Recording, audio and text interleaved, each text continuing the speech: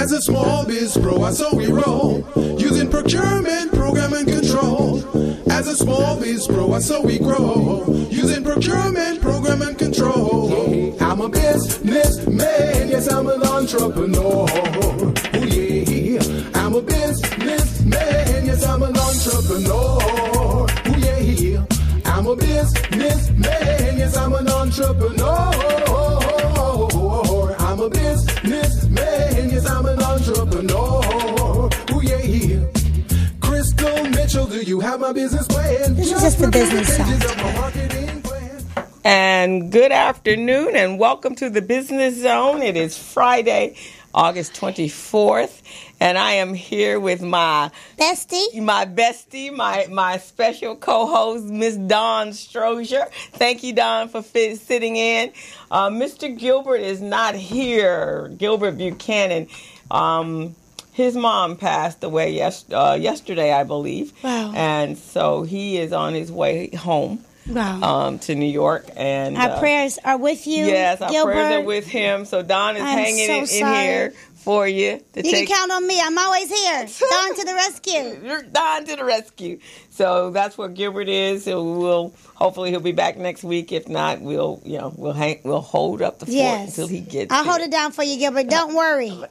So Miss Dawn, what have you been doing this week? Oh, let me tell you, God is so incredibly awesome.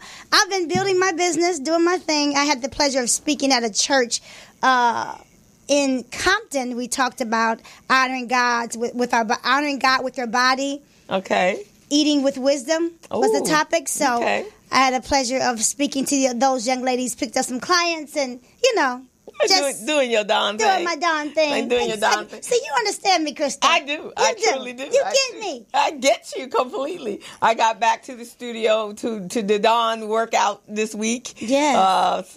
Body's still recovering from whatever this crazy cold I had picked up, so that's why I hadn't been there. So I got back on Monday. Yes. And listen, I finally got Crystal to give me some pictures. Oh, I have to tell this story. So my business is built on pictures, and a lot of times when you're building muscle, what most clients don't know, muscle weighs more than fat, so the scale may not move. So it's important for me to look at the picture and see what's happening in your body. So I asked Crystal to give me some pictures. Crystal sent me. I said, I want a picture of the front, the side, and the back. Raise your arms up when you turn side. Make sure I can see your feet all the way up to the top. Crystal sent me pictures fully clothed. And what was some kind of bodysuit. My workout clothes. No, she had like a one piece. And I was like, Crystal, okay? I had to show her what the other pictures looked like. It was hilarious, the funniest thing. And she knew what I was trying to do. But she sent me pictures just like I asked, but she had on clothes. So I had to be more specific. And today I was able to get some pictures of Crystal. So I'm looking so forward to the progress. I'm so forward to watching the before and after pictures with her. Oh, I'm looking forward to it. She's training like a beast. But back it on up. And let's talk about the burlesque party. my other side. Let's talk about the burlesque dancing. I had the pleasure of watching Crystal actually let her sexy side out. Yeah, that's my other side. That's my hidden. What is that? What do you call her? She actually has a name. No, your other side? Yeah, so we actually got stage names. Okay. So mine is Shimmering Champagne. That's my new stage name, Shimmering Champagne. The house was packed to see Crystal do burlesque. Yeah, it was. And so she much fun. sold tickets. We showed up for her. She came out sexy, stepping it and doing. It was just the cutest thing in the world. And I will go back. And we're having our next one in Halloween. Really? Our mini one, and then we're going to do a big showcase, kind of not as big as that one, for Christmas. Okay, tell them what the name of the showcase was called. So the showcase is called the LA Beauties. No, not that part. What was the name of that show that day? It was called Alice in Wonder Bra. So It was a takeoff of Alice in Wonderland. And so now the young lady that is my burlesque instructor, she does everything at Crenshaw Yoga and Dance, which is right there at Crenshaw and 54th Street. So she's been doing this for over 13 years. So she's probably done some 14 longer than that. She's been dancing since she was in her 20s, and but she started this about 15 years ago. So she's done about 14 performances. But here's the most incredible part about it. So there was an LA group, and there's 7 of us there. And then she had a Valley group. And so she was teaching us our each one of our dances separately. So we didn't come together until that Thursday, fully costumed, and we didn't even know what the music score was. Really? We didn't know any of that. Really? We only knew our music. So then she was able to bring all of us together, plus the 3 actors and her solo part. Really? And then on Friday night we did the full rehearsal, dress rehearsal. And it all came together. So Saturday, it was really a great show, and I had no idea that bras had that much power. What was it called again? Alice in Wonder Bra. Yeah, it was hilarious. So we did a top hat. We did the Mad Hatter. So that was our first performance. Right. And so we did a whole chair routine because it's all about the props and everything. Right. We made our own costumes. We put together our own. Yeah, and you were the very tasteful. I thought all the costumes fit the person. Your costume definitely fits your personality. Your body. I was pleased. I was hoping I wasn't going to see too much more of you than I really wanted to see. I thank you for that. Although you wanted my pictures with no clothes on. Exactly. But you wanted me on stage with clothes on. That was for work. Yes. Yeah. So I had something to, and so that was our instruction was to create your costume for your personality, what you're comfortable with. So you had to have your basic black. Okay. And so my basic black was a sheer under thing, and then I had my corset. Yes. And I had my first one was purple, really beautiful. And then my second, and I had my top hat, which I put rhinestones all over, and we really personalized those. Yes. And then my second costume was the 2 of hearts. Yes. And so that was the cardboard with the hearts, and I had a beautiful red corset that was kind of a Chinese with cherry blossoms on it, like gorgeous stuff. Yes. And then a third one was the flamingo dance. Yes. And we had feathers, and we had on our pink. It was pretty awesome. So we had fun. It was fun. Yes, but you got a lot of exciting things going in your life right now. So I hear you're about to get matched up with a date. Yeah, by the that was kind of cool. Himself. Now that's Thanks done.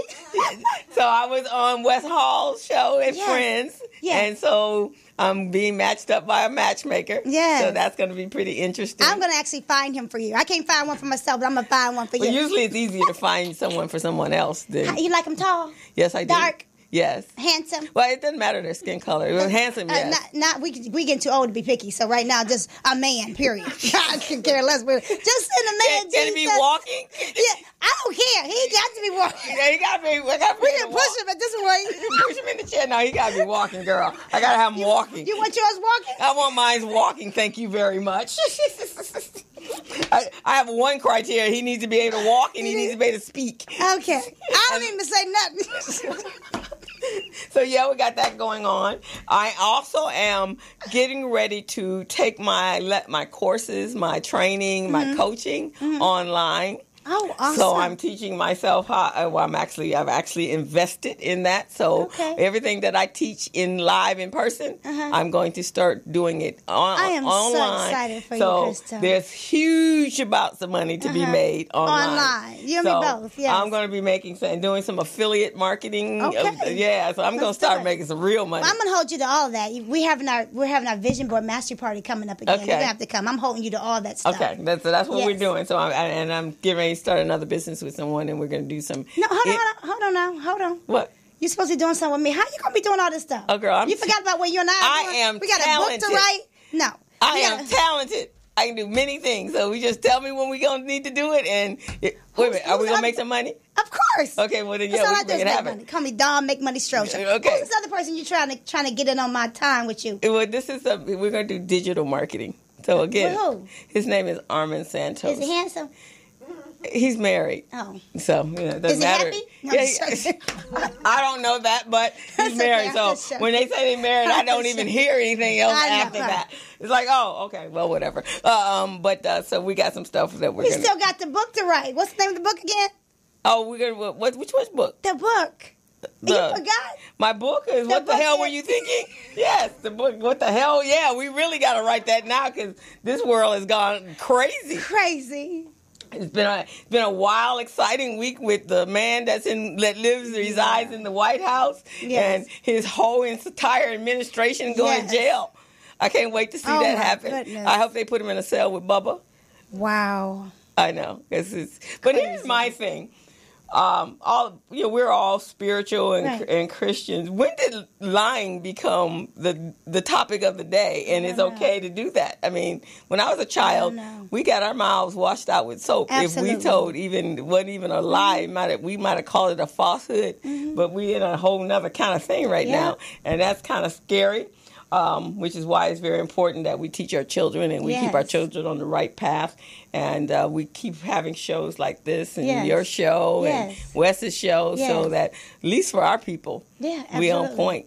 Yes. So guess what happened yesterday that just made my day? What was that? Other than the fact I fell and hurt my knee. But I decided, after I left your show, so Wes couldn't tell how old I was, so that was cool. That was my first compliment. Yes. So then I left, and it was time. I wanted to renew my passport.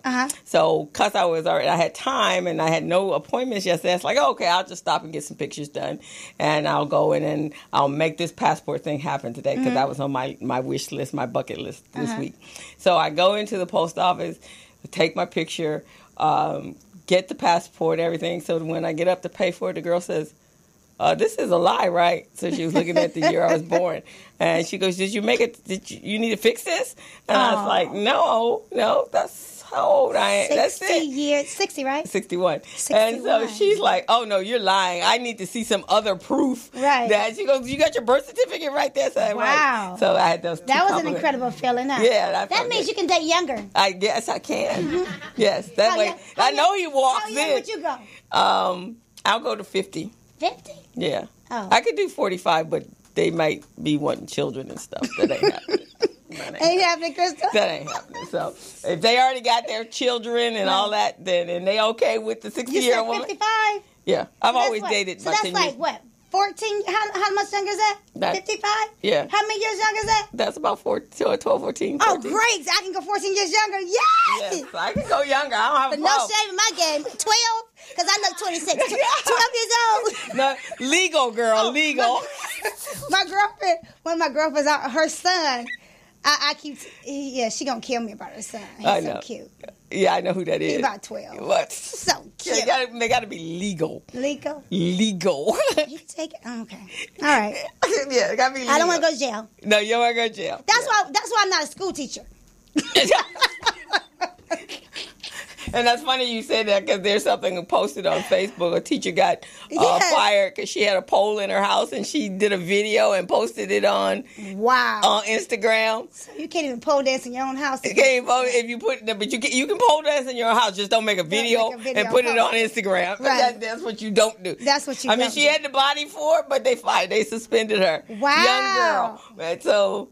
You can't. Your students. Hold on, let me check my Instagram real quick. your students should know that you got. See, if I was a teacher, I could not. Well, I am a teacher, but I don't tell my students that I do burlesque. That's just time I do a modern dance class. So I can't post those pictures of you and tag you in, huh? But if you've noticed, there are no pictures. Right, I did notice. Right, I saw a few, but none of them you were. If you weren't, I don't know. It was grouped up. So yeah, it was like so they couldn't really tell me I was in. You were. Yeah, I'm always behind somebody. Yeah, so you don't know what I'm doing over there. Not at all. And it's so far away. So there's no close up Gotta professional. So nobody knows if that's me or not. And I teach Sunday school. I ain't trying to get fired. I know. So just don't put the poll pictures up. Just keep the poll pictures to yourself. But that was I feel sorry. But you're supposed to know that, right? Mm-hmm. But I don't know. Common sense should tell you. You're right. And I don't know. A lot of teachers don't today. I've dated a couple of teachers. They don't actually even have social media. platforms for that very reason, I think, because, especially if they're teaching high school, maybe if they were younger, kids who were younger, you can control that. But if you got junior high, middle school, and high school students, they're all over the internet. Right, they are. So you got to be really careful of keeping your personal life separate from your student's life, because that little line gets crossed easily, very easily, and then they can get in trouble. And that's been happening, I guess. And you lose your livelihood, right? Really do. And also a lot of the teachers today are so young. A lot of them are right out of college, so. That line could get blurred real easily if you are 20. You just come out of college and you're 24, 25 years old, and your students are 17 and 18 years old. Then that could be an issue, because you could, and a young man would definitely be attracted to a 26-year-old or 24-year-old, and she's an attractive teacher, and you're showing any kind of special attention to them. I'm too cute to teach. You're too cute to teach. I wouldn't have a job for long. And our first guest, actually, he was a principal, so that'll be a good conversation to have with him. I feel kind of bad because his family has founded Macedonia Baptist Church, and we up here talking about dating and young people and all this stuff. Sorry for the disrespect. Well, I'm sure he's okay. He's a businessman now. Okay, so he ain't a pastor. No, cool. That was his family that founded it, and he'll give us all that history. Yeah, I think he'll be all right. Okay. I think he'll be all right. I'll straighten up before he comes on. But isn't it amazing, his bio? Yes. I'm really? I know. I was just so impressed. So it's a good thing. I like to have guests on my show that just totally impress me. Yes. Just by reading. You have to read the whole thing. I know. I think you should start now. It's pretty long. It's not long. But with social media today, and that's one of the things we had the conversation yesterday with Wes on dating, right? Yeah. So whose idea is this? To do what? To send you on a date? Yeah. Well, whose idea was for the whole topic? Well, guess what? Okay, so because Chris is that phenomenal. He's doing a lot of things in the community. He has several different workshops. Chris Roll. Okay. He did a workshop, Straight Talk, No Chaser. Okay. It's with a panel of men, saved, single, and married. Okay. And they talk about the importance of the type of woman they want and saving yourself. Now, it's such a great panel. So he does that. Okay. And so he has a new thing he's unrolling, which you're going to experience on Thursday. Oh, okay. Next Thursday. It's called Matchmake Yourself. So he's teaching the principles that you should look for when matchmaking yourself with another partner. So that's what you're going to learn. I'm going to be in the building. That's all I got to say. With my pen and paper, because I'm getting married this year. And we got like 3 more months to do it. 3 more months, yeah. It's quick. Now, God is able. God is able. But here's what you did not know about me. And you weren't there yet. What's that? And so Wes was saying, so I guess you're the guinea pig. He goes, well, I won't call you the guinea pig. Yeah, you will. You'll call me the guinea pig. But here's what my friends have always told me about me, especially when I was I was much younger. They called me the dater. Right. Because I love to date. I believe that about you. That's why I said we're going to use Crystal. Yeah, so. Send Crystal in about 10 days. Make a whole bunch of mistakes. And then the last one, I'm going to coach you through it. Don't worry. Yo, you going to coach you through it? Okay. He going to get the principles, and I'm going to coach you. My single self can't get married. I'm going to coach you. That's going to be so much fun. Well, you do realize a lot of matchmakers are not married. He's married. He's been married for a long time. Yeah, there are a lot of them out there that are not married. The ones that I use married. Well, that shows that they know what they're doing. You have to walk what you preach. That is one of my principles, and our guests today do just that. Wow. I know they're absolutely amazing. I know. I'm just especially the girls. Oh, wait to see the ladies. The ladies. That's about. And when I told that to Gilbert, I said all the ladies that come on the show are just so powerful. They're just powerhouses. So it's just a really cool thing. Power, sister power. But we're gonna give our brother his props though, because his bio stands for itself. He look, actually. Yeah, huh? Yeah, I know. Yeah. Huh? Yeah. I told Gilbert I had to go find our own men because he couldn't do it. Is he single? Who, Gilbert? No, him. I don't think so. Okay. I'll behave. Grandchildren. Even his son is married, girl. Really? Yeah. Oh, gosh. But he might have some brothers or... Okay. You can ask those questions. He might have some friends. Okay. My hair look okay? Yeah, it does. Okay. Yeah, you can ask those questions when he get up here. Okay. It's a free-for-all. You're in the dating mode. Yeah. So I actually like some of the topics that we were discussing yesterday. Yeah. Mm-hmm. And it was interesting. Remember when... Chris had made a comment. We were talking about infidelity, and automatically you go with the male. Right. And then Chris was like, no, sometimes the women. Women do it too. Yeah, unfortunately, we're just as messed up as the men are. Right. But there's so much baggage that everybody carries. Yeah. So... And I'm watching a couple of shows, and I think I mentioned... And I'm really shocked that you spend your time watching those reality garbage shows. Those are the only 2 shows I watch. And only because my sister loves them, and when I come in from Zumba... Don't talk about other trainers. I'm getting tired of you in a sense. No, that wasn't Zumba. And then you talk about them for so long. You give me like this little itty-bitty shout-out, and you go on and on about burlesque. But you were my Zumba. That's how I started when I came out of my house. She treats me so bad. But when we have the results, the before and after pictures... You're not picking with you, Chris. This is all for the cameras. Right, we're going to give you all the props. But whatever class I come in, when I come home, that's what is being watched. So I was like, oh, this is kind of interesting. Because it is kind of interesting that someone gets married. Love it. Could you do that? I ain't gonna lie. I'm to the point where I'm about to say I do. Say the first person who asks, just yes. But I just think that's so interesting. So I'm so practical. It's like the show is they get married on site. On site. Day one, they get married. Yep. And then they figure out the details. They work out the details afterwards. They don't know the person. They've never seen the person. So one guy finds out. So one guy finds out on his way to his honeymoon, his wife gets arrested because of her past. She gets arrested at the airport, and he don't even know why. And he doesn't even know why. Then he finds out. Tell him he finds out that she. So when he's at the airport, all the other 2 couples are gone off on the honeymoon. It's fully paid for by whoever's running the show. Love at first sight. And so he gets there, and when they're going through custom or going through to get on the plane, they're like, I'm sorry, she can't go. There's a warrant for her arrest. And he's like, what? He just married her. Just married her, knows nothing about it. I don't watch the show. I just accidentally saw it. What were you, channel surfing? I don't know what I was doing. It came up. Yeah. And I don't know. I don't know what I was doing. But so they come and he's sitting for hours at the airport, and finally they tell him to go back to the hotel. The other couples are off doing, and then he finds out that she had there was a warrant out for her arrest for stalking a man. She, in fact, there were 3 warrants actually, and she had 3 restraining orders against her. And this particular, so she's just cuckoo for Cocoa Puff. I think so.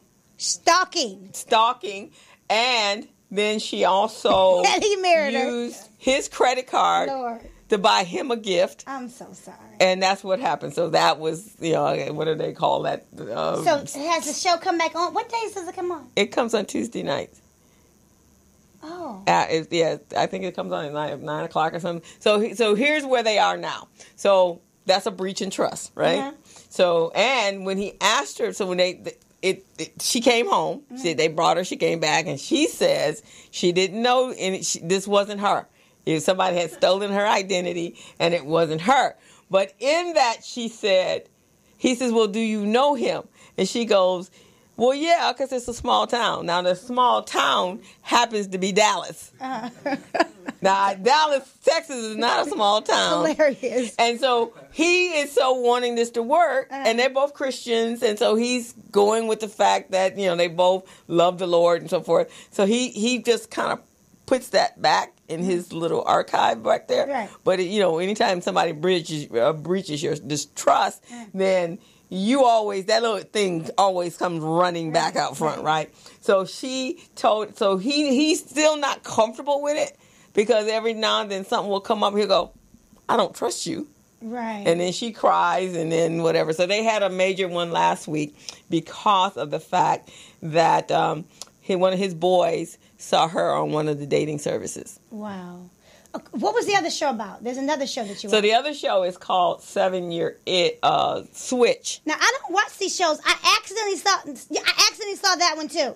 And what's interesting about accidentally, that, what I don't like, no, this is the reason why a friend of mine, I can't tell you who, had me looking to see the shows that are out, because there's a major show that's about to come out. Oh, okay. They're taping it now. It's absolutely awesome. A good friend of mine is hosting the show, and it's going to be phenomenal. So they were telling me about their show, and they asked me to take a look at those 2 shows, and I saw Not much of it, but what I don't like about the 7-year itch, I really don't. You explained Switch. Is that what I didn't like about that show is they create drama. Like they switch partners, right? Mm-hmm. And then they put the people in situations, I think, where they see their partner having fun doing something that they don't do with them. Right. And they've never done that with me, and I thought it was supposed to be therapy or something to that. Well, yeah. And how that actually, so that's what they do. They switch you to someone that is very similar to your personality, because most people marry their direct opposites, right? And so, and if communication is the problem, then the other person, the premise of the show is you're supposed to be, if you can't talk to your real spouse, here you're supposed to work out those situations. And so if communication is their problem, you're not expressing yourself and you cut yourself off, and when you get mad, you don't want to talk and you go into the other room and close the door. I don't get how that's going to make you want your husband after you find this one lady was, I can communicate with you so well and you're just so great and you understand me. And then it was a pause and they looked at each other like. Yeah.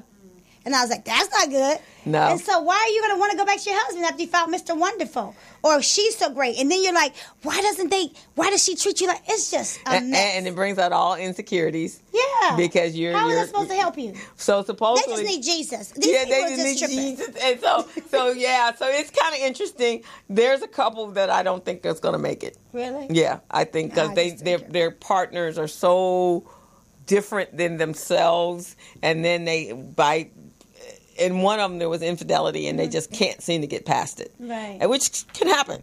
And so, but the person that they've switched them with, they've actually talked about it. And there is one lady that I really like, and when she found out that there was infidelity and he was trying to talk to her, she goes, "No, I'm processing. Let me process." She found out that the guy she was matched with had because he didn't tell her about that, and so she was okay. And so she was like, "Well, that should have been the first thing when you walked across the threshold of the door to tell me I'm here because my wife and I there was infidelity and it was my fault." Oh, wow. So she didn't do that, but she says, "I'm processing. Give me time." But she was able to come back. And then they had a long conversation about it. So last night, or Tuesday night, so this part was kind of interesting because then they brought the spouses together. Mm-hmm.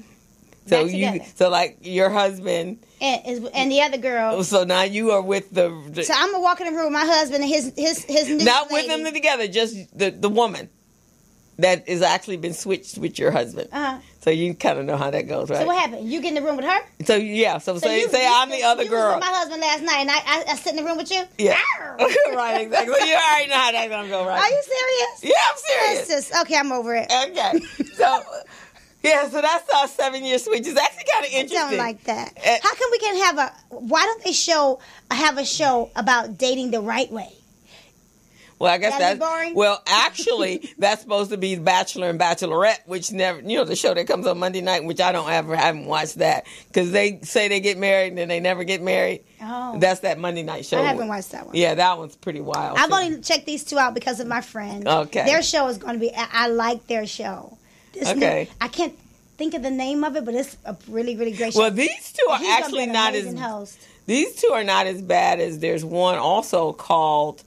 You watched that one too? No, I started that one, but this one is one where they actually marry someone from another country, and they're working on this relationship long distance, and then of course they got to get their immigration papers and all that kind of stuff. Too much. So that one's really kind of strange because of what's going on in the country today. So kind of interesting. But you're smiling.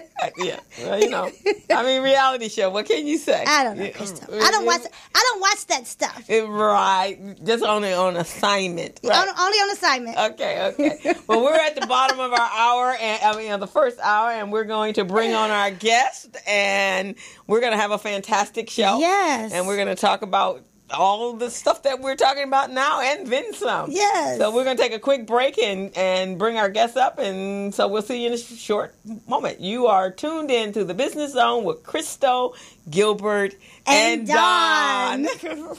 We'll see you in a minute.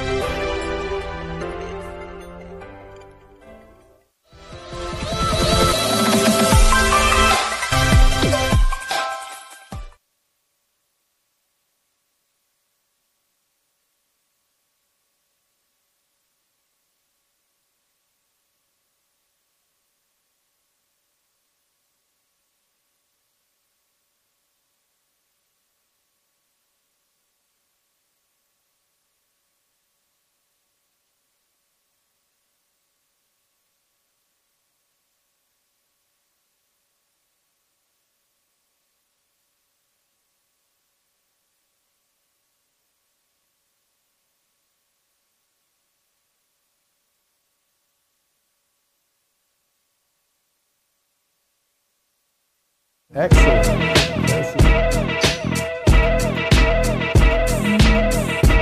Are you contract ready?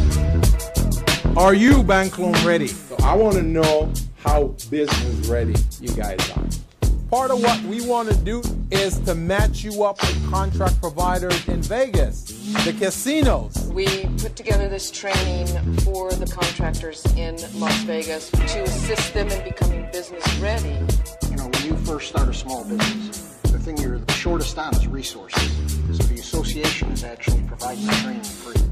Now, Buchanan Associates, they're very well known throughout the U.S., mainly out of the California region, but they have produced so many successful companies that we felt if we brought them here to train our people, that it would allow for that growth because we have so many public works type projects, stadiums that are going to be built slated between now and the next 2 years, prepared to be able to do that work.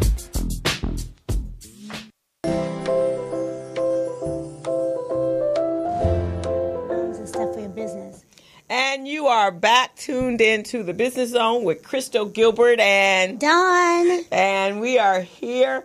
It's Friday afternoon between 3 and 5. You can find us here. And if you have any conversations that you'd like to share with us, our phone number is 323-293-3375. Please tune in. And if you're watching us on Facebook Live or you're watching us on my Facebook, then you actually can see the live show at morrismedialive.com. And now we are going to introduce our guest this afternoon. So I met this gentleman. You know, every now and then I have to go running out to meet people so that I can bring in guests. You know, if you're not supplying them with me, then I got to go out and find my own guests. Mm-hmm. So I happened to be at a chamber meeting, the Los Angeles South Chamber of Commerce, and we were listening to this amazing man talk about different ways to find money, alternative ways to find money for your business. And then I met Mr. McLin. And so we just kind of had a brief conversation, but his business is in the e-commerce space. Yes. And so that's very important in today's world because you don't have to be stationary to make money. You don't have to. All your customers don't have to come from around the corner. Right. They can come from the big wide web of the internet. And so I met him, and so that piqued my attention. But then I got his bio. Okay. And I am so impressed. Mr. Cecil McLin, is a part of the fabric of Los Angeles. His family founded Macedonia Baptist Church in Watts over 100 years ago. Right. His father, Cecil W. McLin, was a central figure in the desegregation of Los Angeles Fire Department, becoming one of the city's first black fire captains. He graduated from LA High School, so did I, Whittier College, before obtaining his Master's of Science in Secondary Education from the University of Southern California. I went there as well. Wow. And he began his career in public education with the Los Angeles Unified School You too, huh? A school district as a teacher, coach at Crenshaw High, and later went on to become a principal at Duke Ellington Continuation High School, where he spent 22 years helping at-risk youth obtain their high school diplomas. Now he is in his second, actually you're in your third act, aren't you? Mm-hmm. Yes. Okay, so his second act, he worked 20 years in financial services, and now he is in his third act, and he is the founding member and grand ambassador of the Global Shopping Rewards, and that's an e-commerce business which allows people to receive financial compensation for online purchases. So welcome. So impressed. Wow. Thank you. Wow. Okay, just all you can say is wow, right? Thank you. It's just wow. What is it like to be one of the first families of Los Angeles? Yes. Quite exciting. As I told you off the air, my father was born in Hollywood, California in 1913. Okay. And there were very few of us then, and he was graduated from Hollywood High School, and I think there were 2 in his class. And so it was interesting. Being one of the first families. Our family's originally from Georgia. Okay. And some of my relatives are in Chicago and Detroit, and some of them are still in Georgia, but we're the California McLins and others of us that have married into the family. And the Macedonia was actually built by one of the sisters of my grandfather, her family, the Smiths, the Tobins, the Townsends, and we just recently had a family reunion, and we had a couple of hundred of us get together, but we were just the California ones. So, yes, it's quite a thrill to be a California native family. Wow. Yes. And so here's the thing that's kind of interesting, because, in today's climate, there are people feel that other people don't belong here because they were here first. Yes. So you literally can say you've been here over 100 years. So I think that might trump them, right? Right. Okay. So that's kind of interesting, and people don't recognize that about us, that we were everywhere. We weren't just in the South in slavery. Correct. That there were a lot of free people in the West in California. And actually, California was primarily Hispanic and Black, wasn't it? Yeah. Early, yes. right after slavery in the 1800s. Yes, yes. Yeah, so that that brings it close to home. Right. And when people are saying that, you can feel proud to say, no, that's not true. Right. That is definitely a fake story. But a lot of us don't know that history. Right. That's correct. They don't understand that and don't know their history, and it's very important. So tell me about this journey. We got the words, and they were powerful all by themselves. But you tell us about you. Yeah. And how you ended up to where you are today. And oh, my goodness. Yeah. Wow. Like I said, born here in Los Angeles with the help of a great family and a lot of teachers and friends. I would say I was able to go to L.A. High School and graduate in the early 50s. And then I was an athlete, played football at L.A. High and East L.A. College, which is not on there because it was a short stint. And then I played at Whittier, graduated, started teaching in L.A. Unified, then got my master's from USC, had a long career with some interruption in going into business because I wanted to try another field of endeavor, and did well. It was primarily in this area, but it was all over. Then went back into education because I felt the need to do more for our young men and women who were having difficulty in the public schools. And so I chose to go into the continuation school setting because that's where I felt that I was needed. So 22 years at Duke Ellington High School. Prior to that, I was at Sojourner Truth, which is no longer there. It was on the Locke campus. But I just fell in love with the kids. And for me, every day getting up, going to work was an exciting adventure because it was like, who am I going to meet today that I didn't know yesterday? Yeah. Usually had between 80 and 100 students coming mostly from Washington Prep High School. Had the honor of graduating normally 20 to 30 students a year. Awesome. Then they kind of changed up on the grad requirements for our youngsters, and we kind of went down to 20 to 15.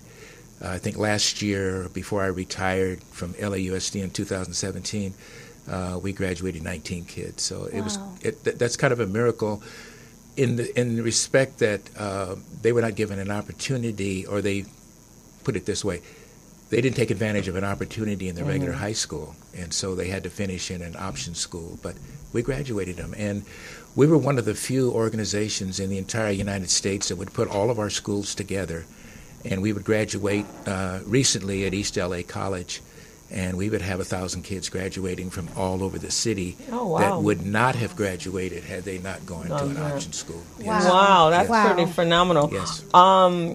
My co-host, my co-partner with Recycling Black Dollar, she went to LA High as well.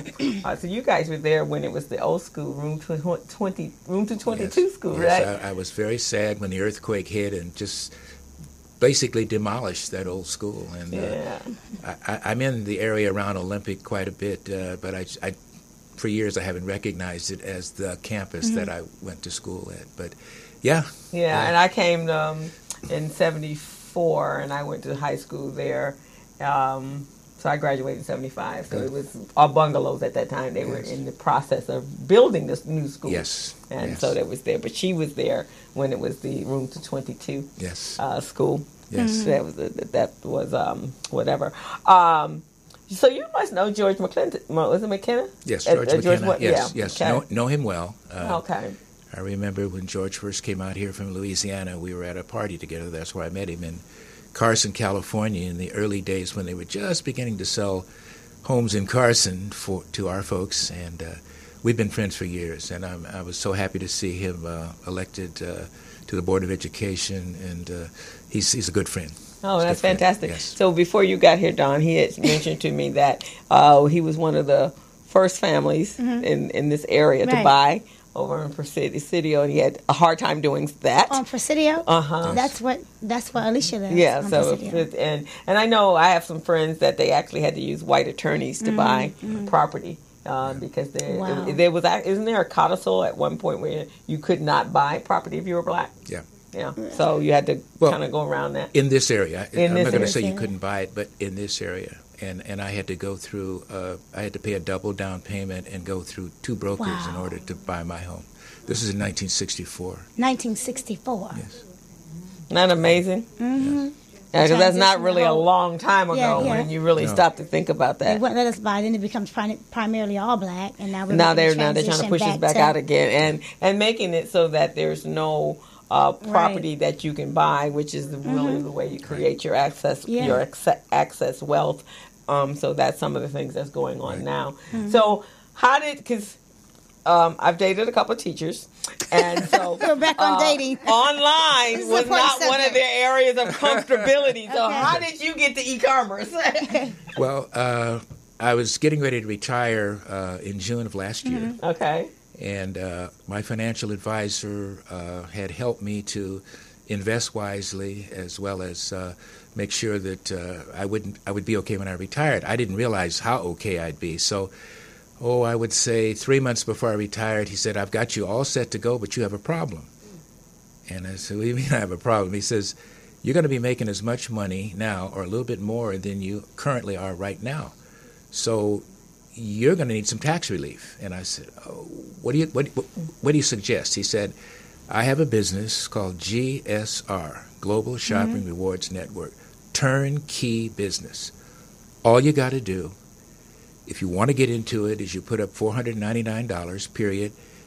You get your own website, and you get exposure to millions of people online who are shopping, who are buying all over the world, Korea, China, Japan, Mexico, and all you do is basically tell people that they can get paid for what they already do anyway, which is buying online." Right. And he said, "If you don't know this," and I said, "Well, yeah, I buy a lot from Amazon." He said, "You see what Amazon has done over the years?"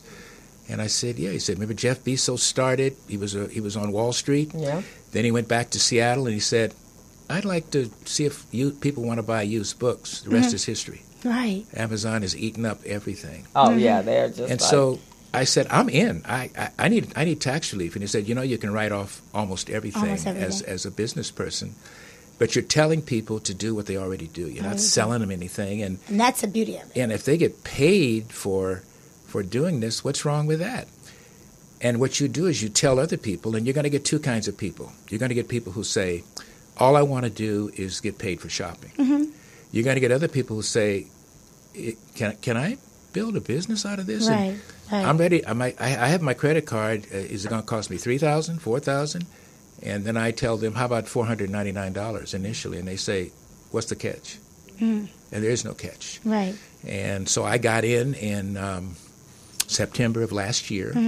Our company actually had its launch in August of last year. We're almost a year old in terms of, and it was created by 2 multimillionaires who had the idea of, why don't we create a hybrid business that takes the best from Amazon, Overstock, all of our big box people, and make it so that the ordinary person can start a business without going into huge debt.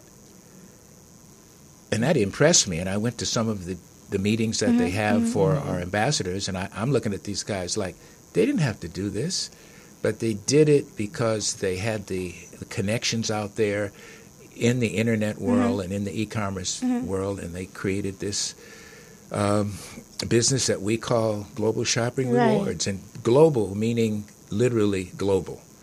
You can go in because you get, if you do it as a business, you get your own. I have my own website, which I will give out later if I'm allowed to. Yes.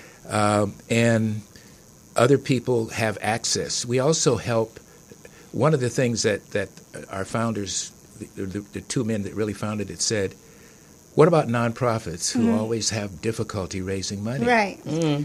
And we have created a free website for churches, nonprofits, boosters clubs, and they advertise it so that their parishioners and their supporters go in through their portal, buy from them.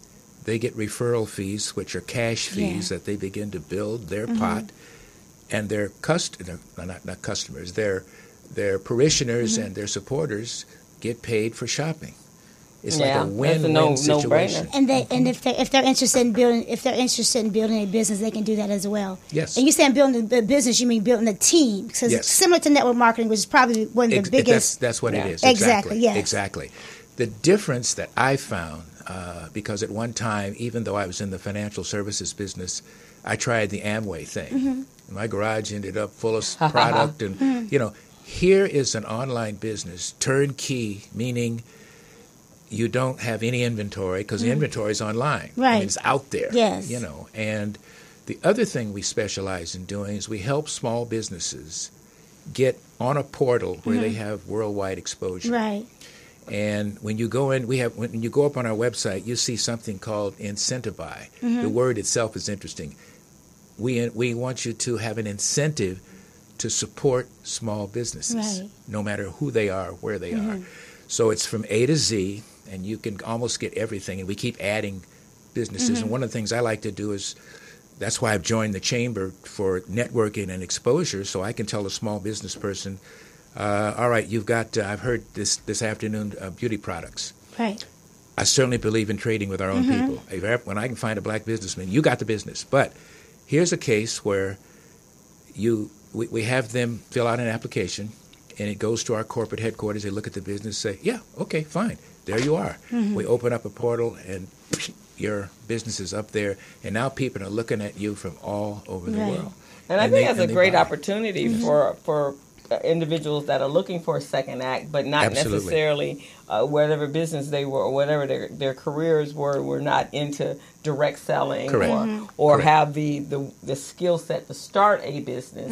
In some cases, network marketing businesses are great for that if you don't have the wherewithal, and you don't have a lot of time, right? And you're supposed to be enjoying the second act, and it shouldn't be like you're working so hard as if you were going to start a brand new business. Right, but I took it as a challenge because that's me, that's who I am, and I have a lot of family members and a lot of friends, and like you said, I'm an old family. I got a lot of people out there that don't even know this, but they're shopping all the time, and they're shopping with Amazon and Overstock and all of them, and all of a sudden I introduced this concept, and they said, "Ooh, you mean I can get something back on this?" Yeah. So that's powerful on the money that you're already spending every day anyway. Right. Yeah. So why not get paid for Absolutely. it?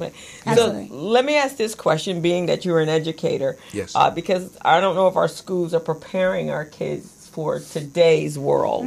And today's world is about the internet, right? It's different than when we went to school. College, you go to high school, you go to college, you can find a job. Well, that's not necessarily truth when you come out of college, that you're going to find after spending 4 years or 6 years in school, that you're going to find that type of job like we found when we got out of school.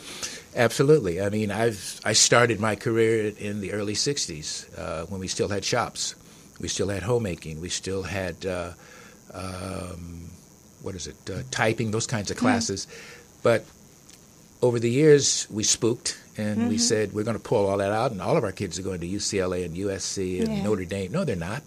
The majority of the people, as we know, are working in the skilled industry. I mean, we have our teachers and we have our doctors and attorneys, but example, my plumber comes to do work at my house, and he hands me a bill. I'm saying, what? Right. And he's making major dollars. One example, I had a young man that said, I graduated him, he didn't want to go to college. I said, what are you going to do? He says, I want to join the Carpenters Union because I love to build things. He came back on my campus because I always invite my alumni back to show the others this can be done. And he reached in his pocket and pulled out a wad of $100 bills. He must have had $1,000.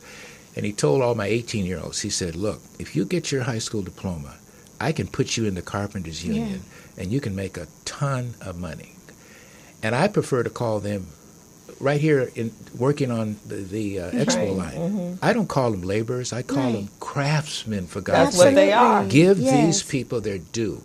So we had several young men go and join the carpenters union. They'd come back and say, Mr. McGlynn, I'm making big money. And I said, yeah, you're probably making more money than the person that graduated from USC who wants to teach and is working at McDonald's. With no because there aren't, the teaching positions aren't there. Right. Because those are one, they're always going to need construction. Yeah. Right. You're always going to need a plumber, Right. an electrician, auto mechanic, a hairstylist. These are the regular, everyday jobs that everybody participates and patronizes every single day. Absolutely. And so we don't have enough, and our children don't know that, if they're not college material, then what do? I go flip burgers. But you don't have to do that.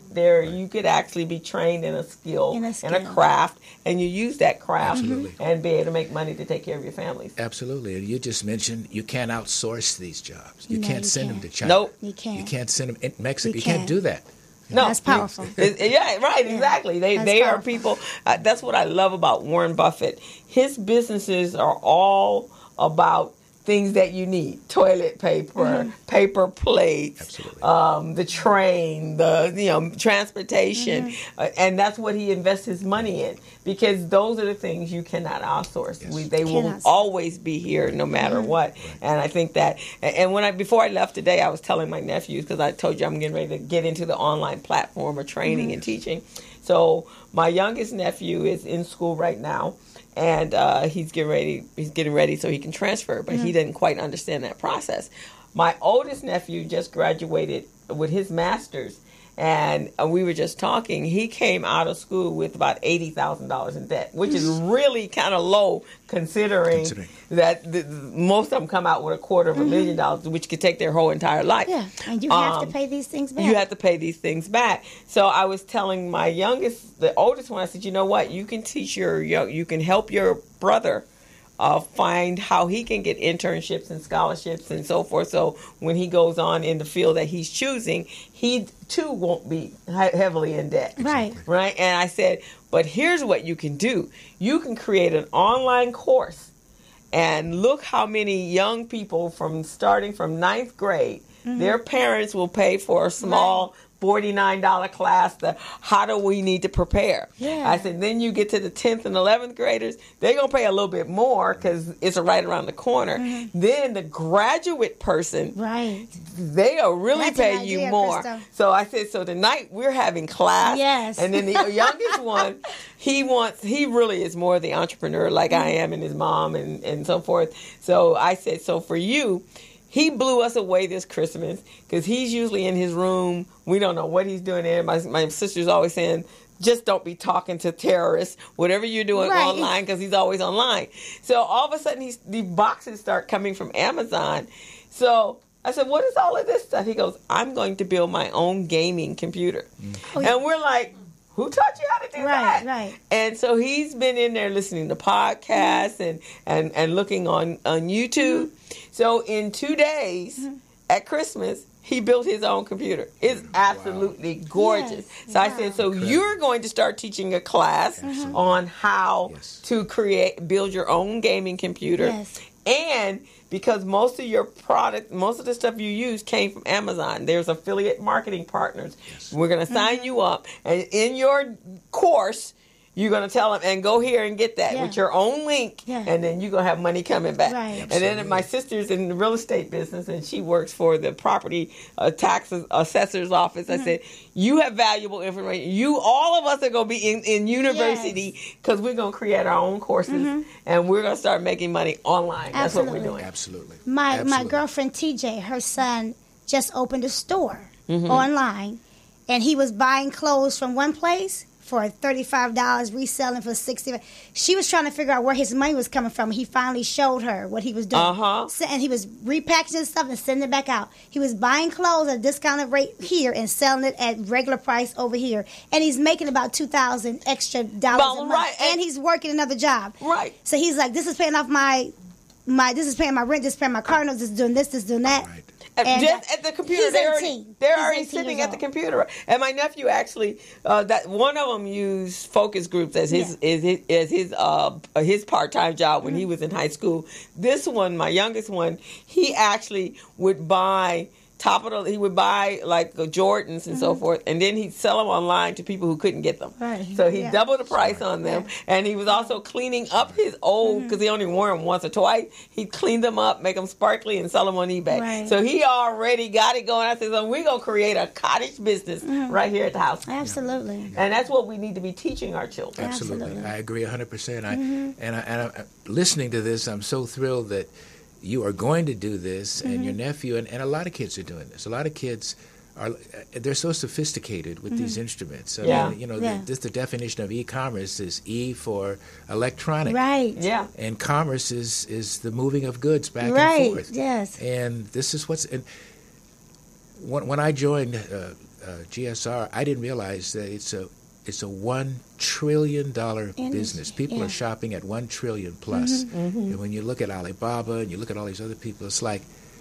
you can get in on the action any way you want to. if you don't want to have your own setup, because one of the questions is, I know I think we're going to discuss this. What does it cost to start an online business? It depends. It depends. I mean, yeah, because you could come in thousands of dollars, or it could be like selling the shoes. I mean, it's a little startup. You know, with ours, we already established a price. It's fixed right now. It'll be fixed for quite a while because we're on the beginning end that Amazon was maybe 15 years ago, 20 years ago, and it's like people saying, do you want to get on in the beginning, or do you want to wait till it's huge? People who didn't buy Amazon stock, who didn't buy Apple stock, who didn't buy IBM. Yes, absolutely. IBM, that ain't going anywhere. Apple, that's stupid. So some people see it, others don't, and that's okay. I mean, but I love what you're saying about the schools need to be teaching entrepreneurship. Now, some of your private schools do. I have a friend of mine his son goes to Thatcher up in Ojai. They're teaching that. They are. And his son will probably, when he graduates, he'll probably go to a university that is prestigious, but he'll be thinking entrepreneur. I'm working for somebody, maybe for a little while. So. Right, just enough to get. In fact, there's Bennett College. I believe they're in Virginia. Yes. And so their first year freshmen, all freshmen, and it's a girls' school, they all have to create a business. That's a mandatory requirement. That's great. And then, if they keep it on in their sophomore year, that's up to them. But the first year, they develop it and create it and launch it, and they actually do that. That's a course, and then they get graded on it at the end. And that's the way we really should be teaching our children. I do, as you saw, there was a commercial that was on. So every summer we teach a biz camp, and that biz camp is offered to kids not even at risk, as long as their school has a free lunch program. And so we go out and recruit the kids. And so there's 25 kids in every classroom, and these kids come with a blank slate. And then the program is called Network for Teaching Entrepreneurship. And so we go in and we teach the kids how to become entrepreneurs, how to develop an idea, how to solve a pain point in the marketplace, and then their solution. So every year the kids are coming up with these phenomenal, and it's one of the most rewarding things that I do for a living. And then they compete like a Shark Tank. So the first prize is $750. Second is $500, and the third is $300. And then they do a fast pitch, so they get money for that. And our second set, we added on a second session this year, so we did 50 kids this year. So they came up with all kinds of ideas for businesses. Most of them were app-based. Some gamers, want to create tennis shoe lines and clothing lines and singing and dancing studios, and you name it, they came up with it. And they're very, very creative. So the second session, these kids got an opportunity because Norm Nixon came in, and he was our keynote. Okay. So for every kid that didn't win, he gave them $50. So they made an extra $50. So, and we paid them $250 to participate as a stipend in the class. So everybody got $200 for just being part of it. And there's rules and regulations. In order to get that $200, you got to be on time. They're there from 9 o'clock in the morning till 5 o'clock in the afternoon. There's not a little different than school because we don't stop at 3:30. I teach for 4 hours straight, and then we go for lunch. Then I teach another 4 hours straight. And I heard it was phenomenal. I heard it was absolutely awesome. phenomenal. It was I was awesome. supposed to teach this year, and I was just busy doing some stuff. But I ran into a couple of parents who said, Crystal is absolutely amazing. What God is using her to do in our community is absolutely fantastic. And I guess they were referring to the money because it helped pay some bills. Yeah, so the kids got, and then it was just watch them, and then they learn public speaking because they have to get up in front of the class. And then the best part of the program is we bring in people who are of have a profession, and then they get an opportunity to speak with the kids and coach with the kids and help them with their business plan because they have to create a business plan. They have to do financials. So everything that we teach them in school, they now is applied practical skill set. And if they're creating businesses that, they're selling a skincare cream, then they got to break it down by fractions and ounces. Crystal's serious. Yeah. So my ultimate goal with this is to create an entrepreneurial school, very much like a Marcus Garvey school. And the kids start from 5 years old, and they're learning your regular curriculum, but in that they're also creating businesses. So by the time they go to college, they actually have money. And so it's an awesome experience. You might even want to think of that as one of your, because they use certified teachers with Nifty, and the program is in 19 countries, and I think it's here, I think it's in like 10, 15 schools across the city. So and they have them now in schools, they're a 9-month course. Okay. And but if the teacher leaves who's certified, then that's the end of the course. Right. But I do it in a camp kind of environment. So we go out and find our kids. But the Nifty program is a pretty awesome program. Wow. So you might want to look at it if you still love to teach.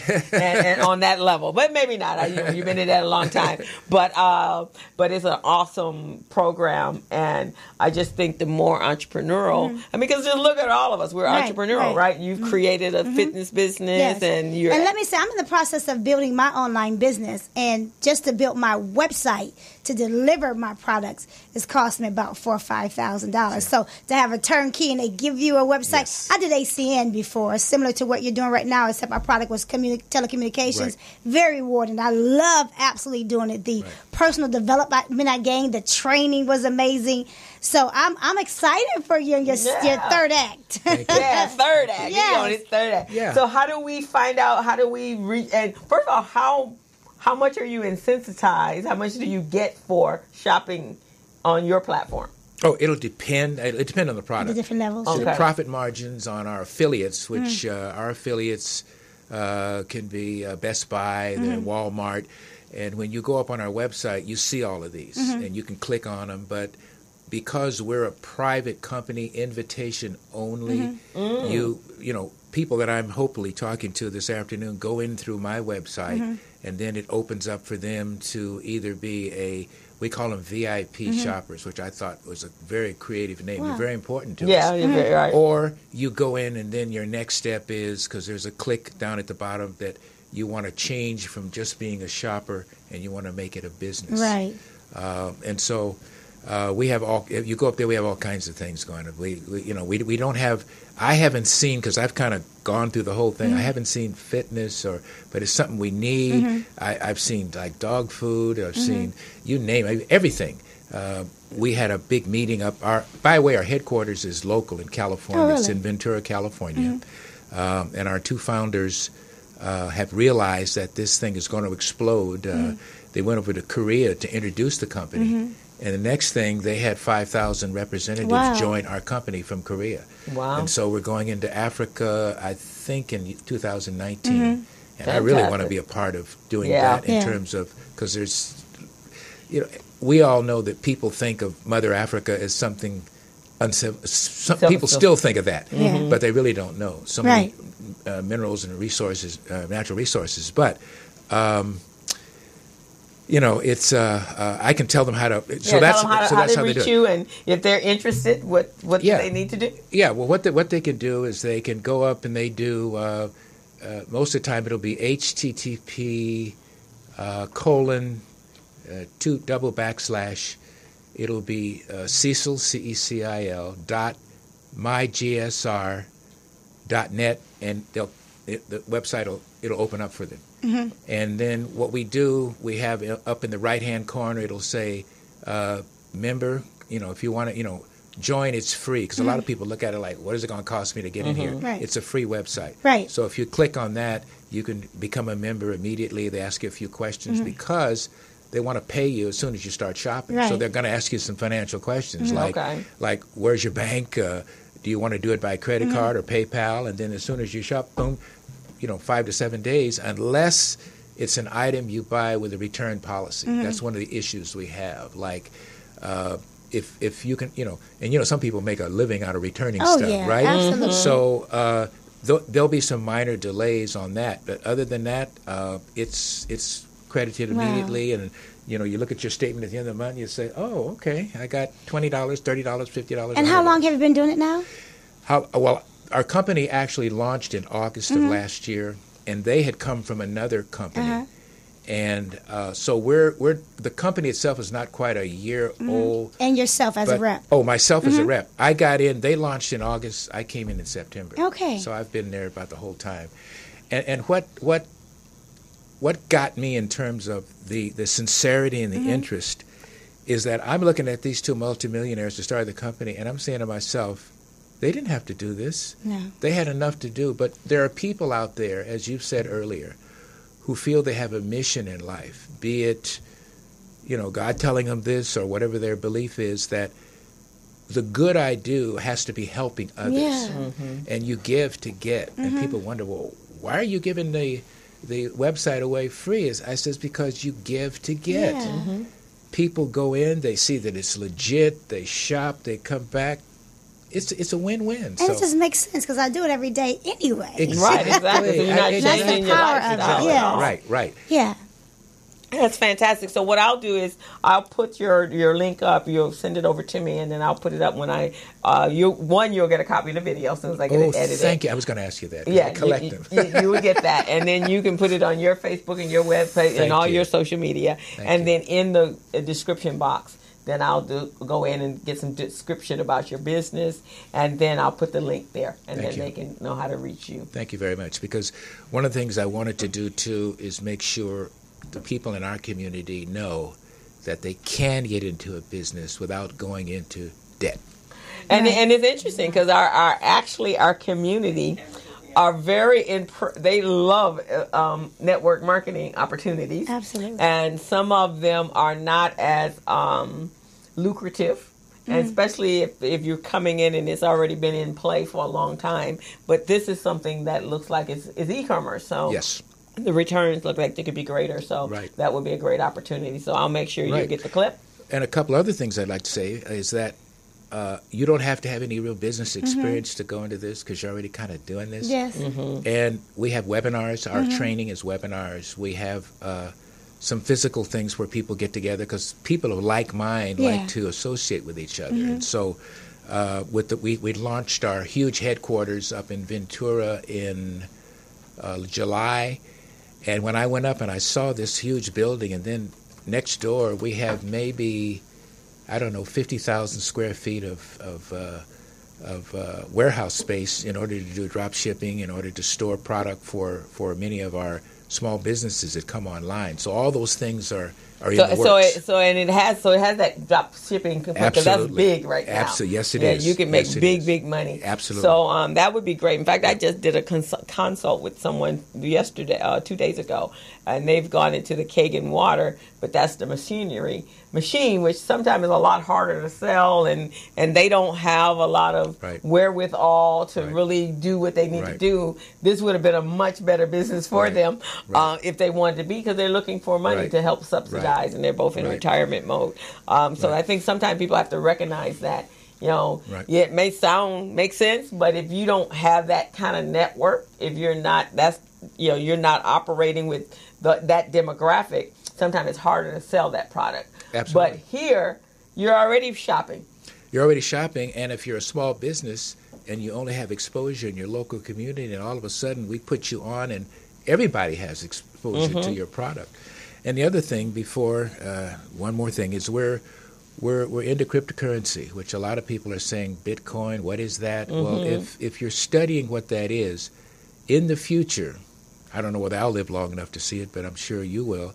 It will probably become the medium of exchange is Bitcoin. And the banks poo-pooed it at first, and all of a sudden now they're in it because it's like, ooh, there's a lot of money in this. So that's another element of our company that we're in development on. And the beauty of that is that if you understand it, it takes machinery, computer machinery to do this. We have our own up in Ventura. So that's an advantage in terms of a person getting into Bitcoin and not knowing if they're legit, whether I'm going to get wiped out, whether this is a scam. So that's another area that that's an area I'm pretty knowledgeable in a lot of things. Yes. That little area I have, and so I've been looking for that person that can come and really explain Bitcoins, so that they can get a better understanding. Yeah. That can be something in the future because we have some people who can explain it. And, that'd be fantastic. And it's all about. It's better if you own your own equipment because then you can pull in the best out there rather than whatever somebody says it is. So. Yeah, well, maybe we'll talk about that so you can, as you guys continue to develop that, you can come and tell our audience. Sure, would love to. It's been so wonderful. So we're going to put his information on the video, and that will be available to you in the next couple of days, and then I'll send it over to you, and let's see if we can help get you some more people, and I'll go on the website and see, because I shop all the time online. So if I can make some money, I'm in the money-making mode right now. Absolutely. Let's make some money. Let's make some money. So thank you so much. Well, thank you so much for having me on. And it was great meeting you. I love your personality. Thank you so much. Maybe some other... You know where she was about to go, right? I don't really want a husband. I'm just joking. Okay. It's all jokes. But thank you. Right. Thank you. So we're going to take a quick break. This is the Business Zone with Crystal and Gilbert, and we want to thank our guest, Mr. Cecil McLean, and his company is GSR, for being a guest today. And when we come back, we have two more wonderful powerhouse women. This has just been Powerhouse Day. Yes. And so we stay tuned and come back.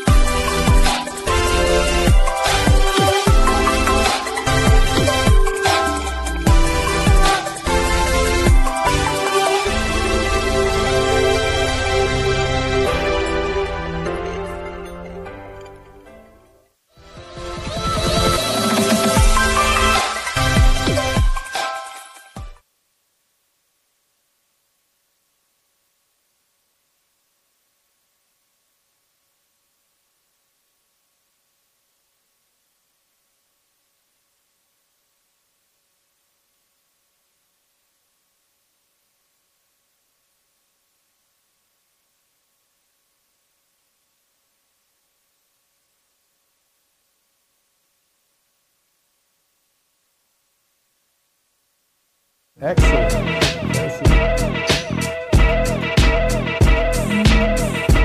Are you contract ready? Are you bank loan ready? So I want to know how business ready you guys are. Part of what we want to do is to match you up with contract providers in Vegas, the casinos. We put together this training for the contractors in Las Vegas to assist them in becoming business ready. You know, when you first start a small business, the thing you're the shortest on is resources. So the association is actually providing the training free. Now, Buchanan Associates, they're very well known throughout the U.S., mainly out of the California region, but they have produced so many successful companies that we felt if we brought them here to train our people, that it would allow for that growth because we have so many public works type projects, stadiums that are going to be built slated between now and the next 2 years, prepared to be able to do that work.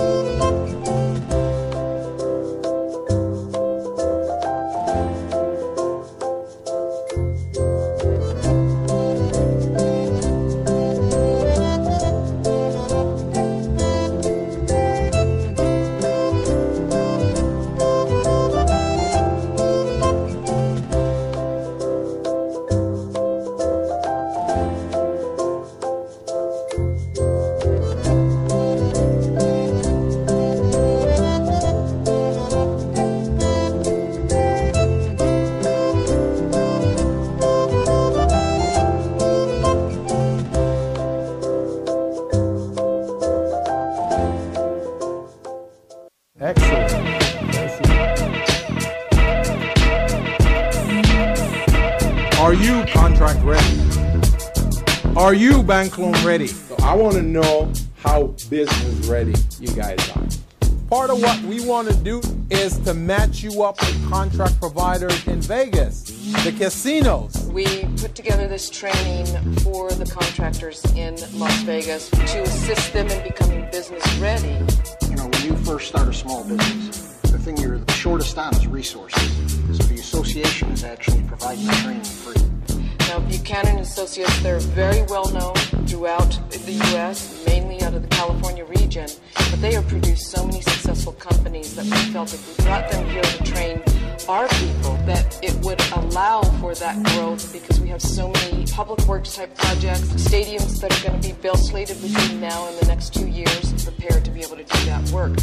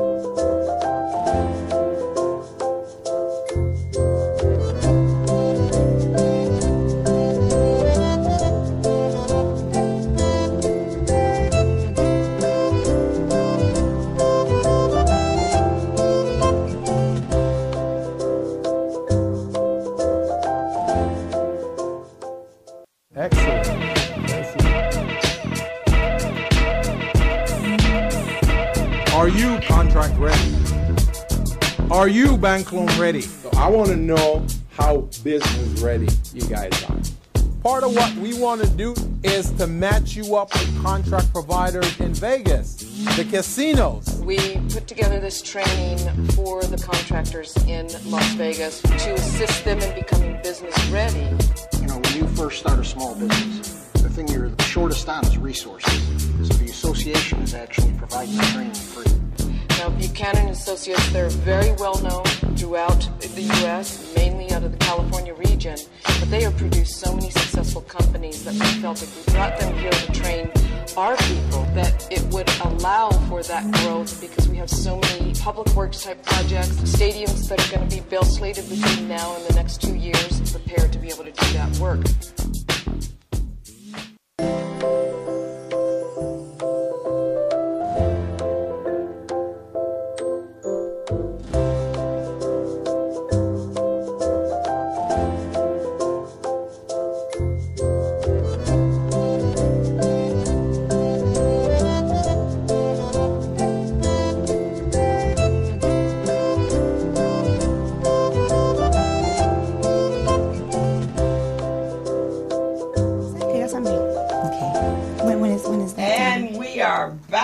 Welcome back to the Business Zone with Crystal Gilbert and Dawn Strozier. Yeah. So we are here. That was a great interview we had, yes. Didn't we? And learned so much about someone that's been in California for over 100 years. So now we have our powerhouse women in the house. Yes, they are here.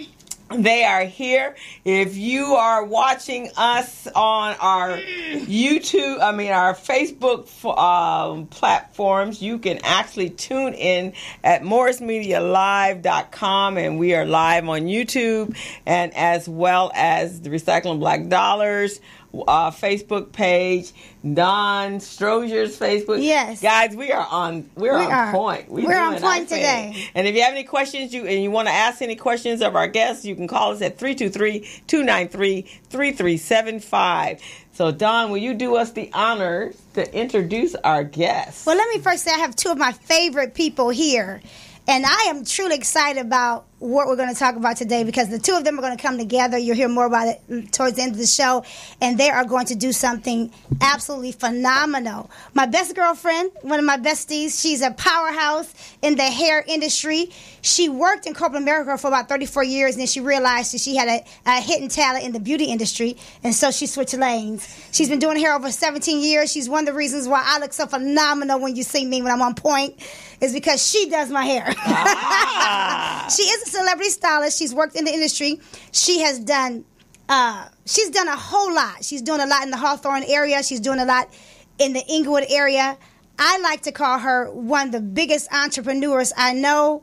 She is just excelling, scaling her business. God's doing some tremendous things in her life, and she's here to talk about what she's done, what she's doing in the Hawthorne area, and what her and my good friend Susan Robinson, who you'll hear from later, are coming together to do. So welcome to the show, Stevie. Stevie, welcome.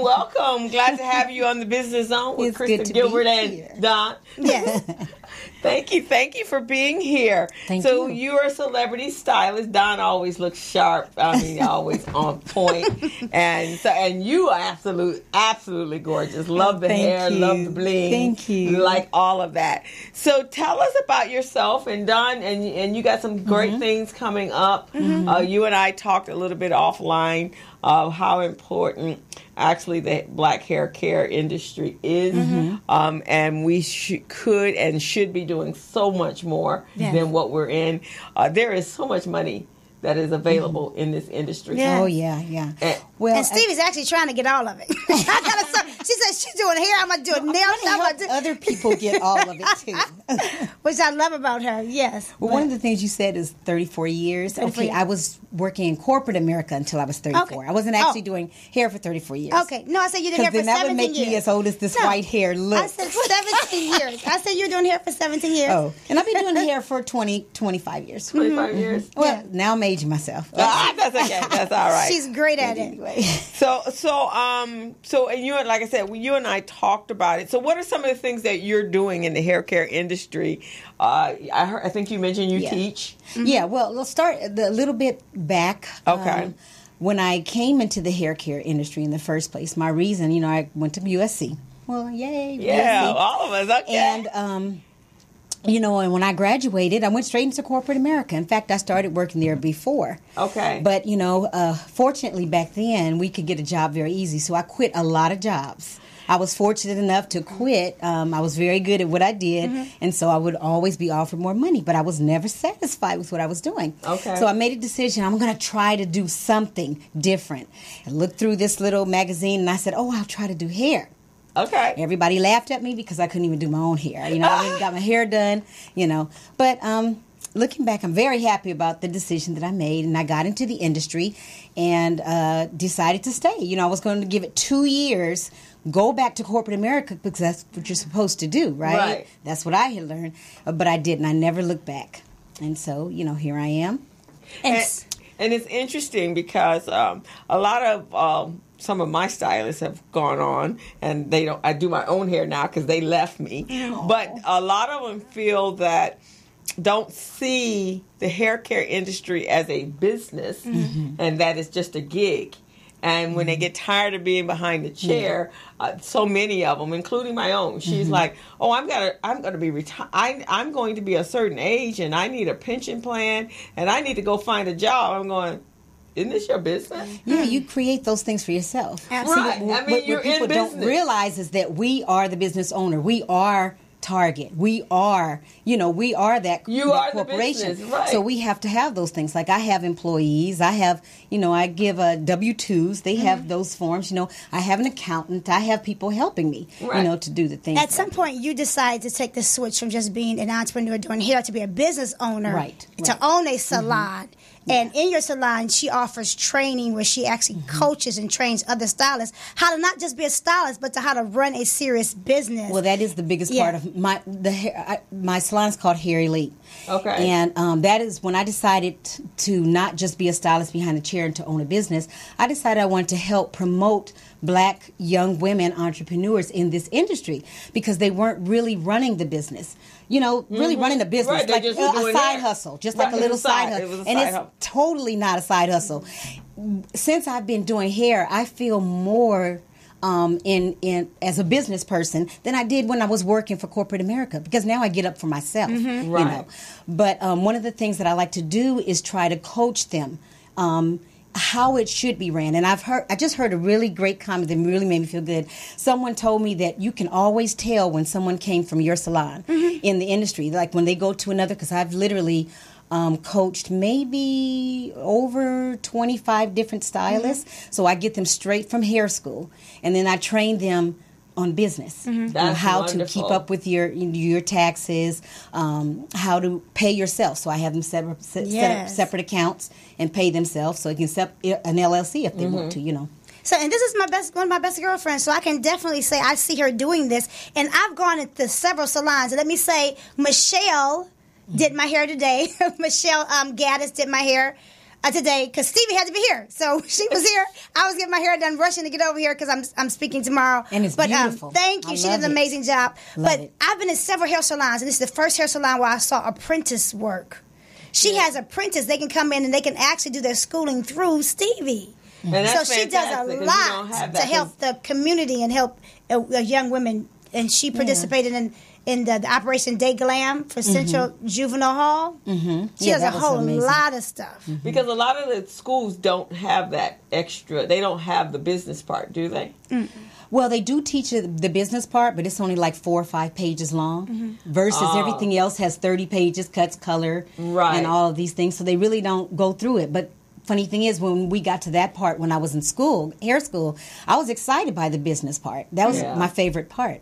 And so, that's what I'm trying to do right now is just teach them how to run their business in a respectable way where they can have a pension plan, where they can have these, set themselves up for success. They don't have to retire and you can't get them to do your hair because they've gone off to work for the county. So I see that you have an apprenticeship program where they can actually get a certificate from you. Oh, yeah. So I just not long ago started doing that. I hire girls that come. They want to see. A lot of people want to make the money, and when you're going to school, you can't make money, and a lot of them have kids.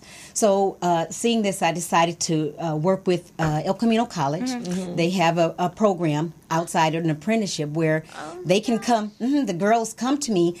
I'm the trainer, so they get on the job training. Now the course is a little bit longer than traditional school, but they make money the whole time they're there. So in my salon, I actually have apprenticeship, which are student fees that I charge, and then we have the real stylist fees. So you can come in our salon and be seen by the student. But here's the difference, what I really love.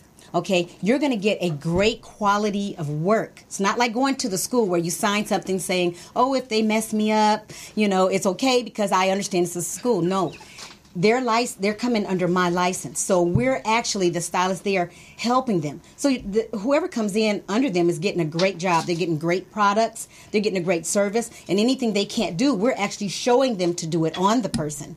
So you're still getting, a great job done. Oh, that's fantastic. While making money. Exactly. And I think that's what's missing. And as I said, when we talked offline, that the hair care industry in 2012 was about $684 million. Now imagine, and in 2017, it actually had risen to $761 million. Now, we as black women, we make up 95% of the consumers, and we spend somewhere in the now it's like somewhere in the trillions and billions of dollars, right? So we and in my research when I did this, because this was important to me, because of the capacity that this industry has to revolutionarily change the economic status of our community. So black women actually spend an estimate of $7.5 billion annually in the hair care industry. We buy our hair. Oh, yes. How many now I know of 2 that actually sell hair. There's 5 women over in Inglewood. They're called hair extensions, I think. Oh yeah, at the bar, and you just go in and they don't wash, they don't do anything. You come with your clean hair. They put your weave on. It's a kind of an a la carte, and there's 5 of them. And so what the young lady did was she had the business savvy. She had a number of women that she's worked with that are hairstylists. She gave them an opportunity to buy into the business. So now these 5 women are co-owners, and they have 4 locations now. And she goes to Malaysia and Thailand to get the hair, and then she comes back and she sells. I'm so proud of her, and I am so proud of the 5 of them. I've been trying to get them on the show because that's the thing. We're spending the money. Why are we not making We're the biggest money? Consumer, right? And why are you guys not wealthy? Right. In Beverly Hills or Baldwin Hills or View Park, sitting there on top and just raking in your money because the money is there. The money is there. And here's the thing with us owning our own beauty supply stores or wherever, we don't care who's behind it. As long as we can go in and get our jams, our gels, our hair, our makeup. I don't care who, but it's important that we do that. We need to do the same thing for nails. We spend the same amount of money for nails. And I don't know if any of you watched the news where in Brooklyn, a young woman was there with her sister, her 2 kids, her 2 girls. They went and got manicure and pedicure and eyebrows done, right? And lashes. One of the little girls, they didn't like her eyebrows, so they paid for everything else. And the guy got mad because they didn't pay for that. And he started attacking them with brooms. Wow. The whole entire shop got up and started attacking this lady with brooms. So yesterday they arrested him in one of the... Really? I didn't hear that. So much for customer service, right? Right, just beating them down with brooms. I'm like, what the heck? And then I think in Dallas, this woman was there, and this guy, the owner, put her in a headlock. I saw that. Yeah, and it's all, and he's got her on a woman on the ground, and here we are spending all the money. And One of the things you said, customer service. That is the biggest key that I'm trying to teach the girls of everything, because I'm really, I take pride in customer service, my customer service. She was actually written, her salon was actually written up several times in a few magazines. Ellie had talked about the customer service that she received from her salon. Her salon in Hawthorne is a salon, and I'm proud to say this because we have powwows. We actually sit down and brainstorm, and I help her come up with a whole bunch of ideas. Tell them, go ahead, tell them. First of all, tell us where the salon is. Let's start there. So she's known for her salon. People are actually copying off of her model of what she does, because she believes that no customer is left sitting for 5 minutes. So when you come through the door, you're up and you're running. So customer service has been her one of her keys to her success. She has a very successful salon. She's been, how many times have you been on the road this year? Oh, I don't know, a lot. Fantastic. So she has something that's really, really working for her. She's really owning that salon over there. So one of her principles of success is customer service. Thanks to my stylist, though, because when you come in, like we have a set of rules and stuff, and even booth renters have to sign something saying that they understand this. They understand that they need to be there before their client. And that's one of the, because you see, I sat in the chair as a client before, right. So I understand all the things, and I always said, why is it this and why is it that? And I don't understand. And I made it my business that once I would have this business, that those things weren't going to happen. You're not going to be sitting unless you're processing. You're not going to be sitting wet for no reason at all for an hour. No one's running out to the mall while you're sitting with color or whatever. Awesome. These things just can't happen. So, unfortunately, I have had to, make people leave. Oh. That's the sad side of it. Okay. But I do have my commission side, and those people I get straight from the school and have trained them, and they don't know any other way. They only know Hair Elite's way. Oh, that's phenomenal. So, why do you think your salon has been so successful outside the customer service? What are some of the other principles? I think it's because we believe teamwork makes the dream work. We work together. You will almost never go into a salon where they're booth renters. And if Sally is not busy right now and I'm really busy, that stylist sees the new client come in for me, she'll go and ask her if she mind if she get her started, because we don't want them sitting.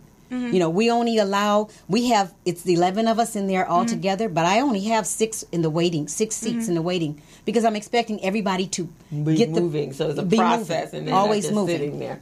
So let me say this: when I received a call from my church, and I was asked to. This is one of the reasons why both of the young ladies are here today. I got a call from my church, and I was asked if I would do a fundraiser, a Zumba party fundraiser to raise money to help the homeless. And I said, absolutely. So, no problem. You got me.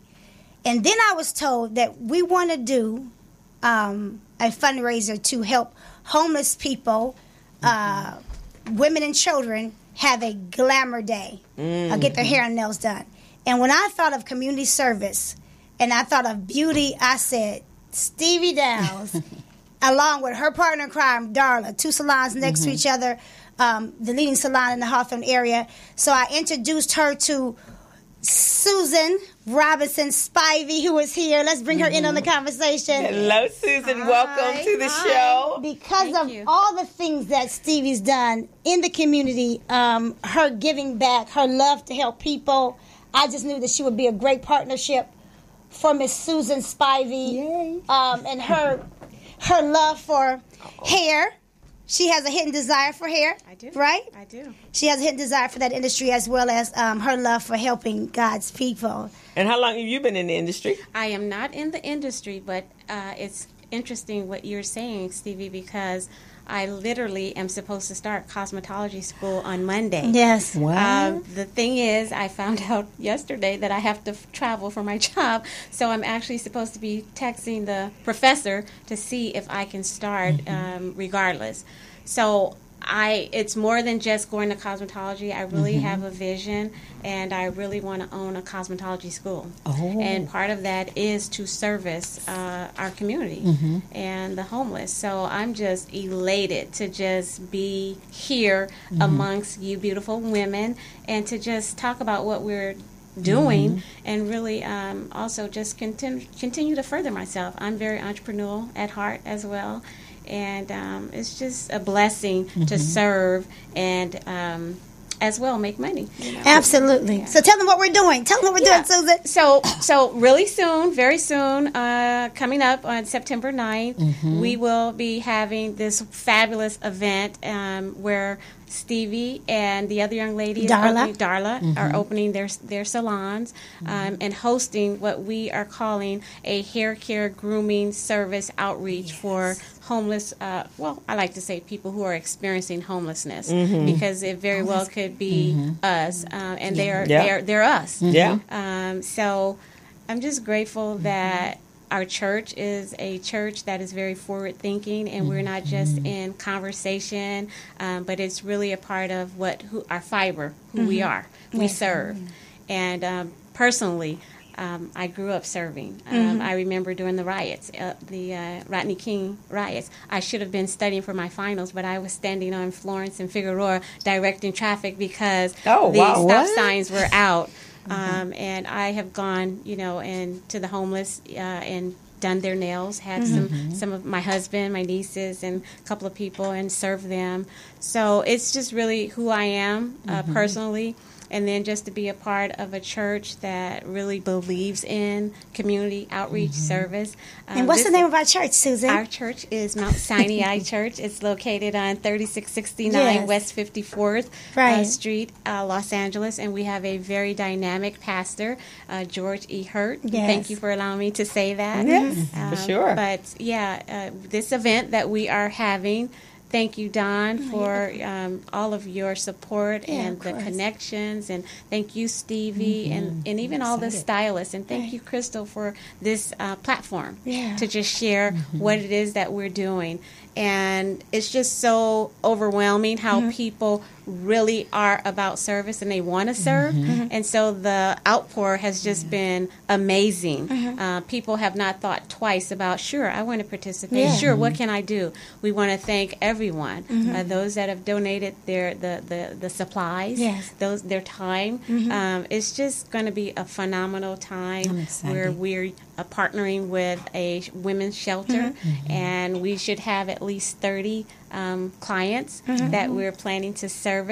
And so I'm just excited about all that God is doing through us and what we can do for the community. And let's say to Darla, who may be watching us, Darla Johnson, right? What's Darla's last name? Darla Dukes Johnson. Yes. Yeah, Johnson. She's over at Heavenly Hair, and Stevie's at Elite Hair. These are the two salons that will be participating. They're right next to each other, and we love each other. Yes, they do.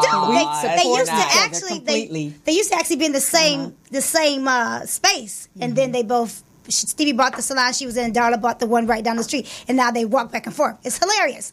But so now, when is this event? September the 9th. Sunday, September the 9th. Okay. Starting at 12, and we'll go to about 4.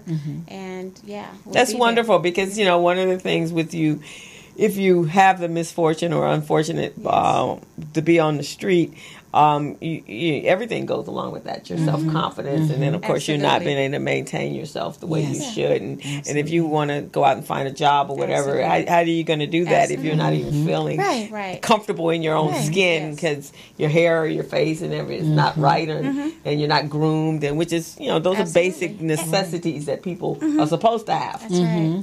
So how can if we have some people want to donate their time, because we're looking for some more assistants. We have 2 salons, hoping to get maybe 5 assistants in these salons if they're looking to maybe donate their time. Crystal, are you interested in donating your time? How can Crystal contact you, Susan, to give? Well, you can call me on my personal. You can give it to me after the show. Okay. Or if a viewer wants to email, what's your email? Sue Spivey, which is my maiden name, SUESPIVEY 035 @yahoo.com. So is that what you guys need, people about manpower, or do you need funding as well? We're open to both. Because, I remember years ago, Shell Gas, actually, a friend of mine, he owned a Shell station, and Shell had put on a big event, and they had sponsored the big event for that.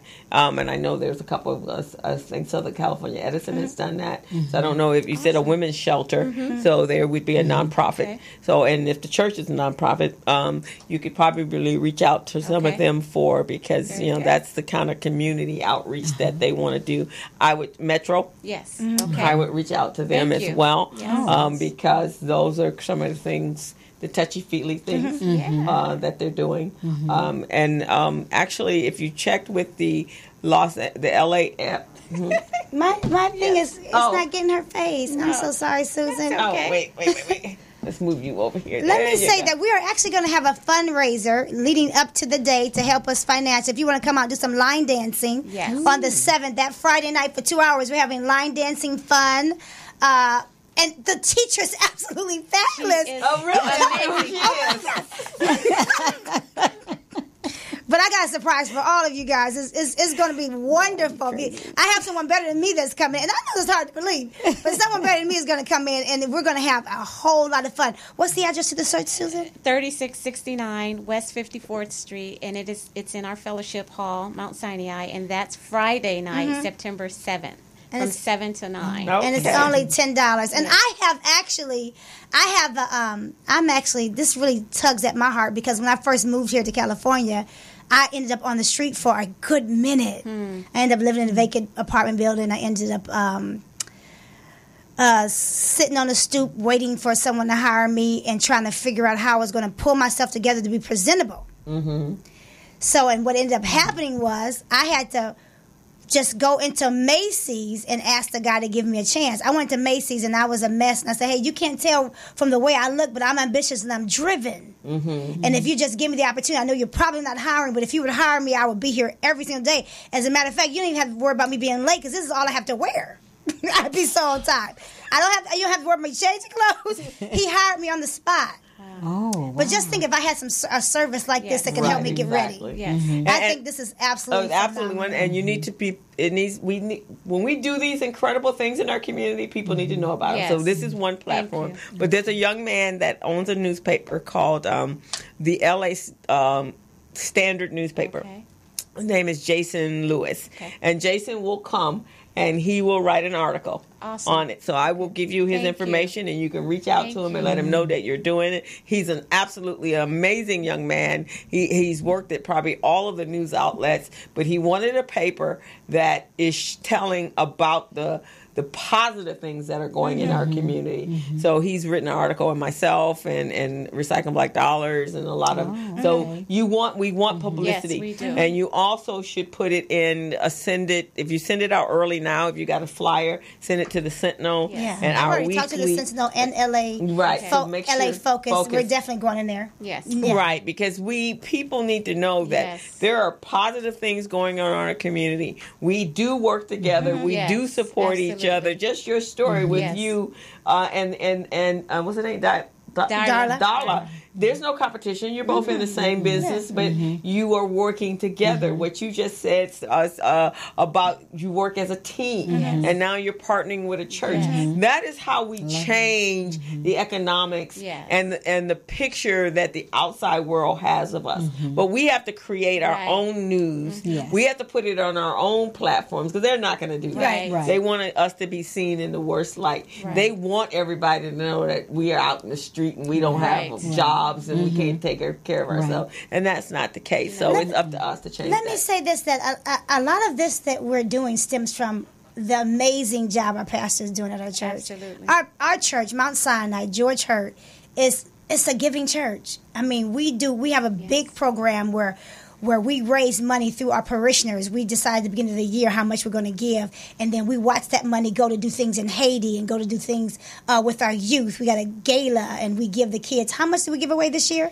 30,000 this year. 30,000 a little down this year, but in the past we've given up to like as high as 50,000. And this program has really only been in existence for about 4 years. 4 years. And we're not a large congregation, but we've been able to send these children to Europe every year, provided an internship for them, just expose them to so much, and that's just touching the surface of what this big campaign really does. It's very far-reaching and very impactful to so many people. It allows our students to intern at a Fortune 500 company, and our church pays for it. That's right. These are the kind of things that our church is doing. So. And that's what churches should be doing, and not all of them are nowadays. And I know for me, that's very important. I was a member with Fame for over 20-something years because they had an amazing outreach program. And then I was at Brookins, and now I'm at Agape. But all of them have incredible, and that's important because our churches, for us, are our center of the blood for our community. And we should be reaching to change the fabric of what it looks like, and not expecting other people to do that. Entrepreneurial programs and internships and helping people feel like people. That's what we're supposed to be. That's the whole purpose of it. And and then everybody volunteering to help to make sure that you have the manpower to pull it off. Or at least if you can't be there, then supply them with opportunities and people that you know that can help in order to make sure that it's a successful project. So I'm going to be on the scene washing hair, and I'm hoping to pick up some curlers. I have this inner stylist, but Stevie... She doesn't let me, but they may be short. I'm be standing right there waiting for somebody to fall asleep or something. You can just hand me the shampoo. Is that like her singing? Something like. Hey, can I say one other thing? Susan is our Sunday school teacher. Yes. No, she is a woman Sunday school teacher. I just got to let you guys know who Susan is. Susan. And coming over. She's the best. God's gift to her with so many talents and a love for the women. She's been teaching at the school at the church for how long now? Over 20 years. And people wonder where I get it from. I get it from Susan. Okay. All this I know comes from Susan and my pastor, and she gives and she does it with such an amazing little spirit. Oh, that's fantastic, and that's important. I mean, I take my hat off to both of you women. I work very hard in the community as a civic activist, and everything that I've ever done was for the benefit of my community. I love my black people. I love them too. And I love to see them when they're successful, and I love to hear the success stories, and however I can help, I am here to help you. I had spoken with Stevie about we were talking about the hair care industry, so you were saying you wanted a cosmetology school, but there's also another component to that she and I were talking about, is teaching, really adding on to what she's doing, teaching the stylists how to become business owners, but better yet, how to own and buy beauty supply stores and supply their family with a real way of life, legacy life, and then you teach your children. But since we're spending $7.5 billion on hair, then you should be the one that's owning that store. So I think you guys should think about that. And I got some individuals. So there's actually a curriculum out there that will teach them how to own a supply store, a beauty supply store. And then I got some individuals that are interested in being investors. All right. To make it happen. Awesome. So I just got to have some people that ready to put that stuff in place.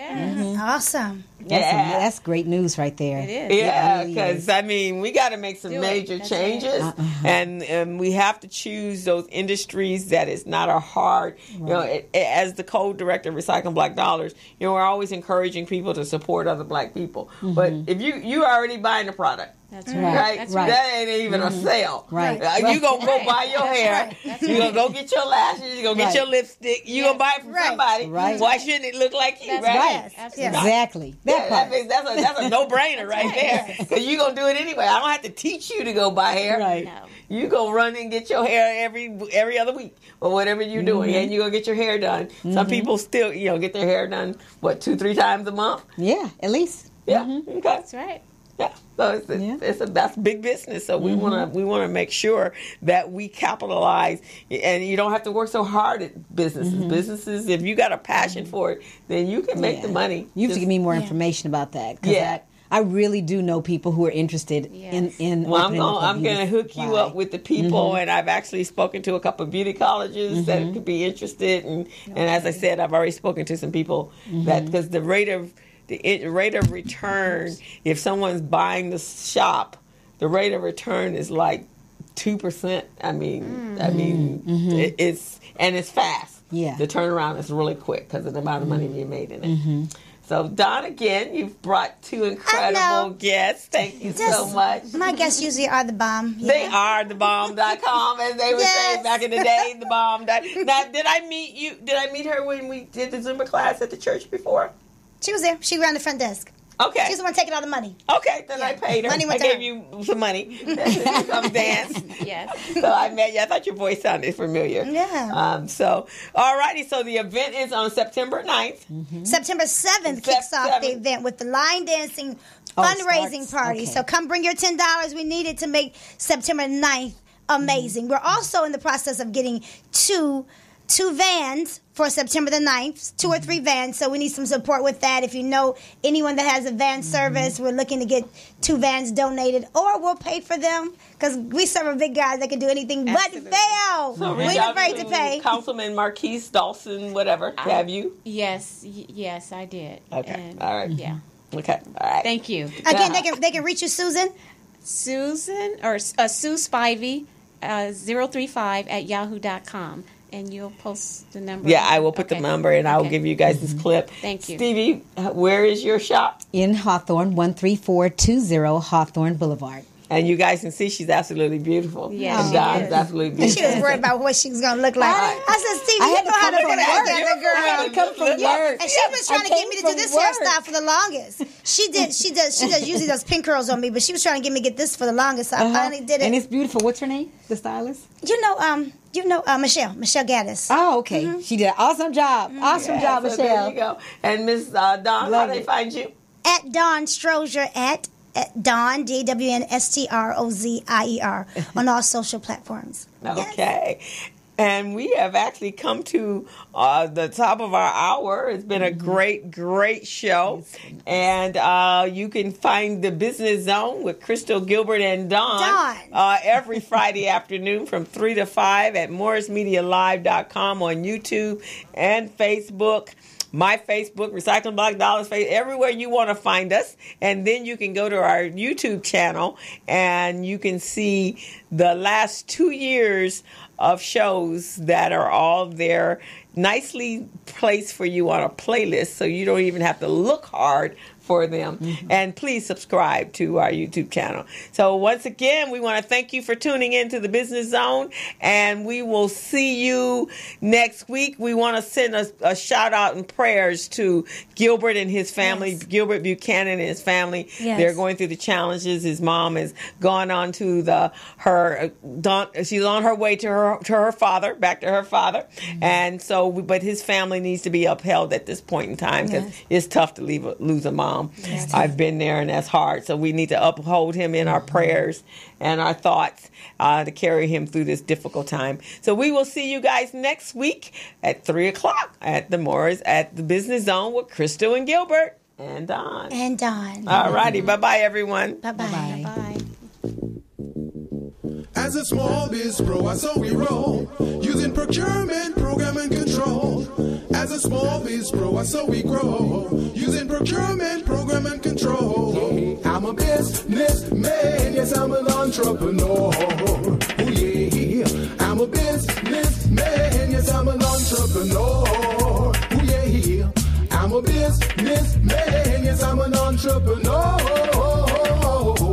I'm a businessman, yes, I'm an entrepreneur. Ooh, yeah. Crystal Mitchell, do you have my business plan? Just review the pages of my marketing plan. Crystal Mitchell, do you have my business plan? Just review the pages of my marketing plan. Got my capability statement, yes, I'm ready to go. Got my balance sheet, my P&L, my statement of cash flow. I'm a businessman, yes, I'm an entrepreneur.